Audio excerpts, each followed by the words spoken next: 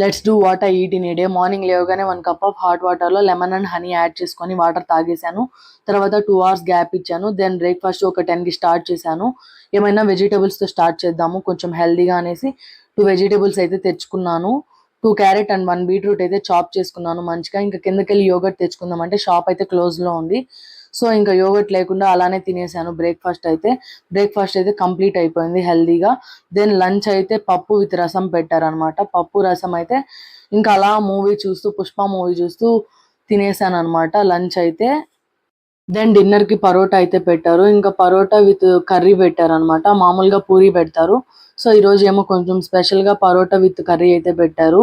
నేనైతే 2 పరోటా తెచ్చుకున్నాను. మంచిగా పరోటా అయితే చాలా వేడిగా ఉందనమాట. మంచిగా చాలా బాగా టేస్టీగా అనిపించింది. నేనైతే ఇంకా పరోటా విత్ కర్రీతో అయితే నా డిన్నర్ అయితే కంప్లీట్ చేసేసాను. నా వీడియోస్ నచ్చినట్లయితే లైక్ చేయండి, షేర్ చేయండి, సబ్స్క్రైబ్ చేయండి. బాయ్.